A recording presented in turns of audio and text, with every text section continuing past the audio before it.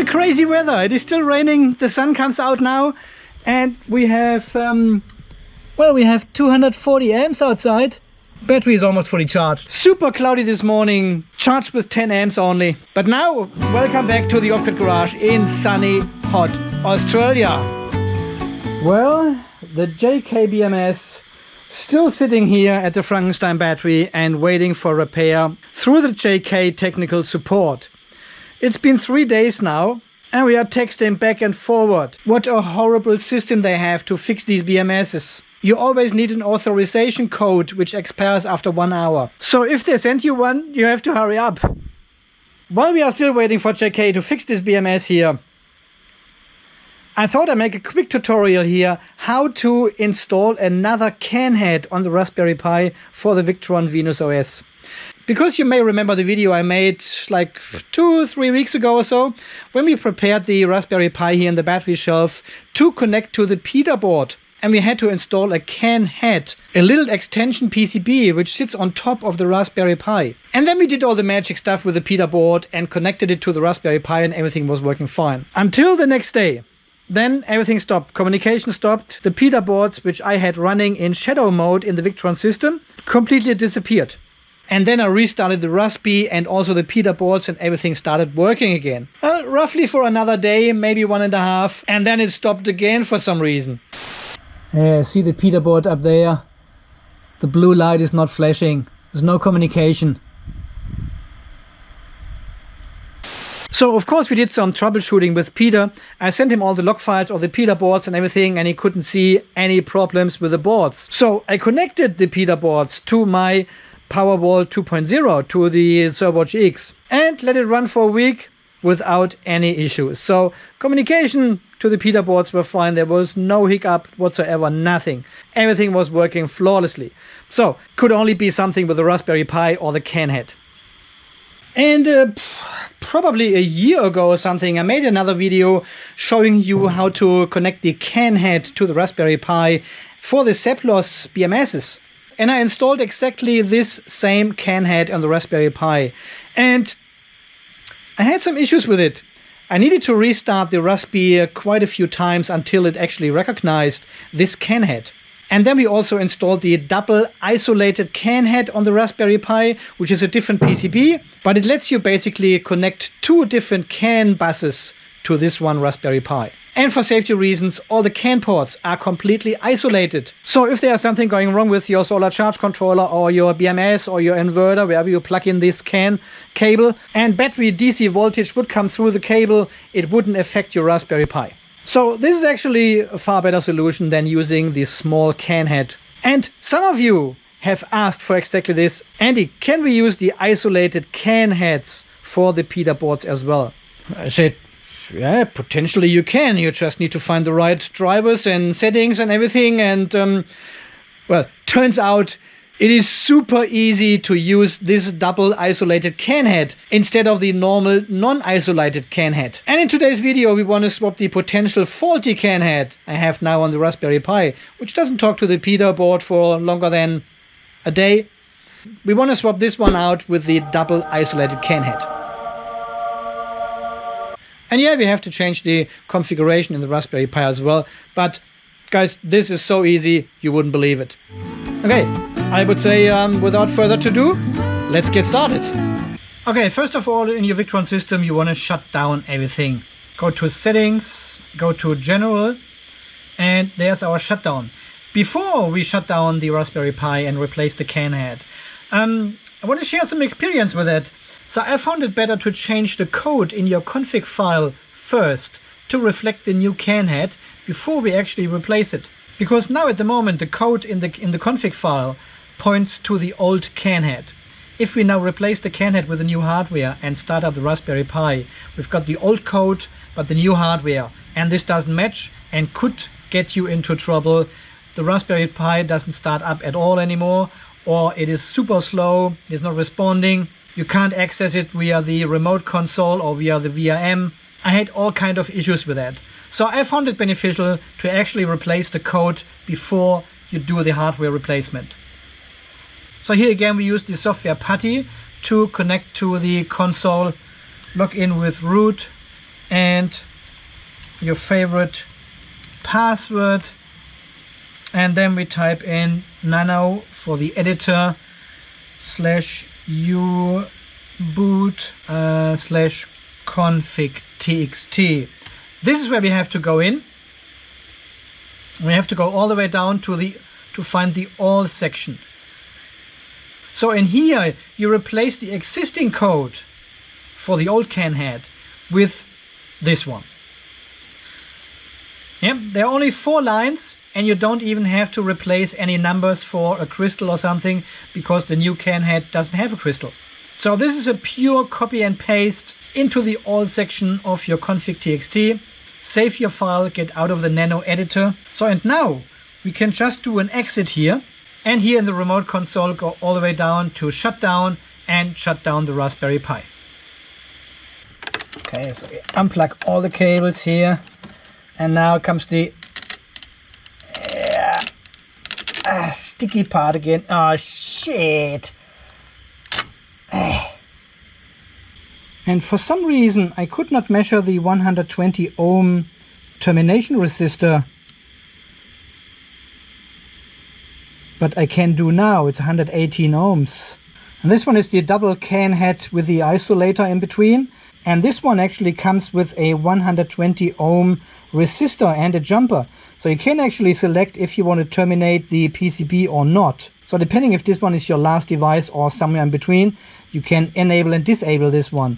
While this one here, I think, has fixed resistor set, so this one is always terminated.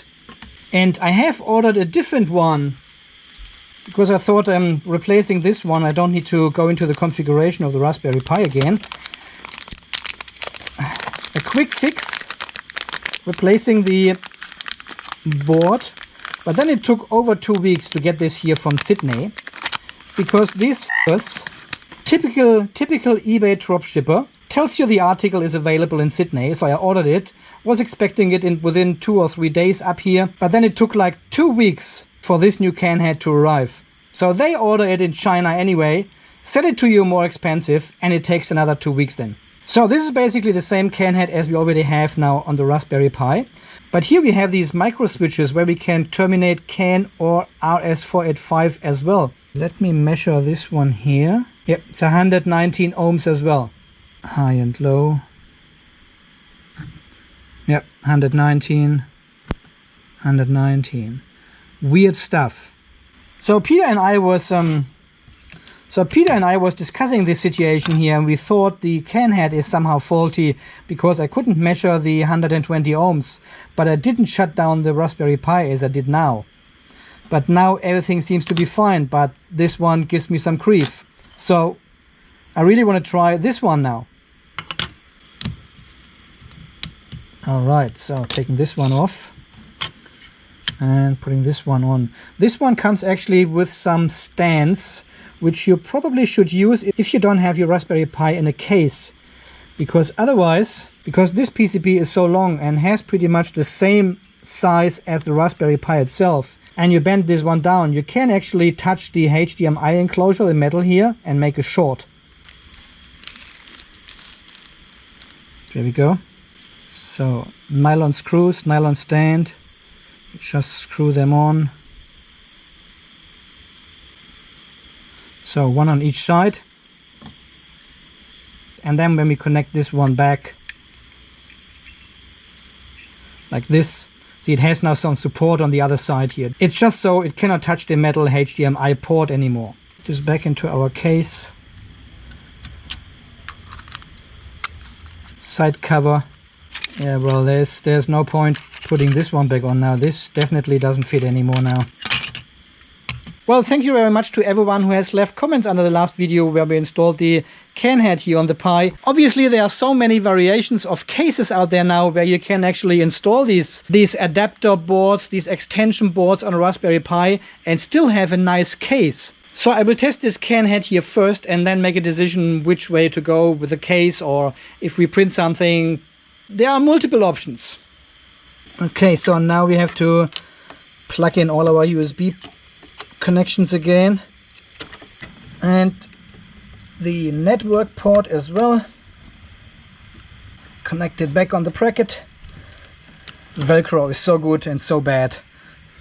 And then we have to reconnect our CAN cable. So you've got the blue cable and the white cable.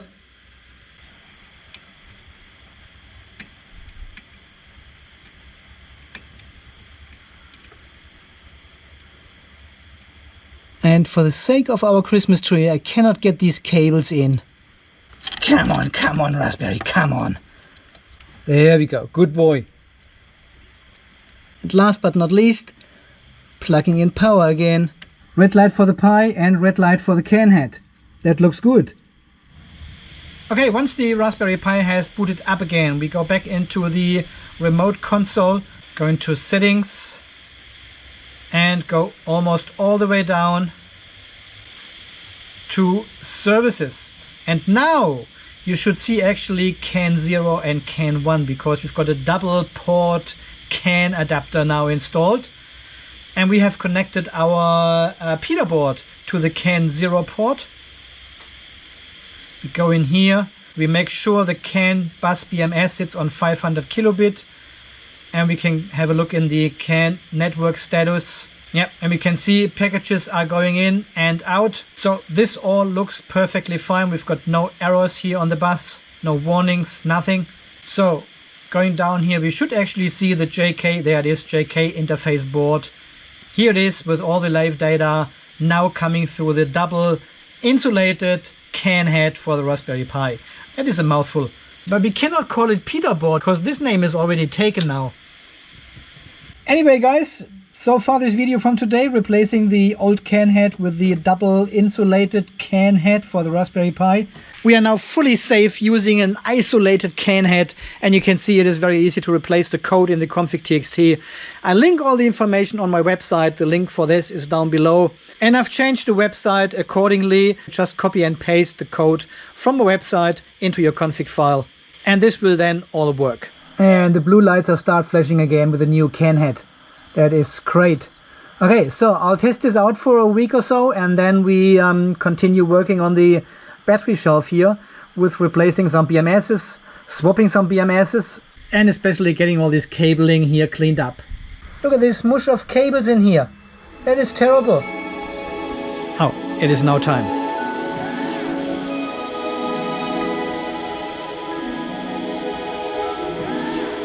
Guys, and because this is the last video before Christmas holiday, I want to wish you a very Merry Christmas. Relax for a few days and enjoy some good food and conversations. Well, and if you don't celebrate Christmas, regardless, I wish you some peaceful days off. Because in these crazy times, this is exactly what we need. We need some more peace. Instead of fighting each other, we should support and help each other out, building these wonderful solar and battery systems everywhere. So hopefully you can spend some wonderful and peaceful days with your loved ones. And as always, a special thanks goes to all these wonderful and beautiful people out there who are supporting this channel here financially. So I use some of the money to stock up my fridge again with new fresh spat. And thank you again to everyone for supporting this channel here by subscribing, liking, leaving comments under the videos and helping other people out. This all is very much appreciated. And all of this combined is making these videos possible here. So thank you very much. You have a wonderful Christmas. Stay charged, stay safe, and thanks again for watching. See you then. Bye bye.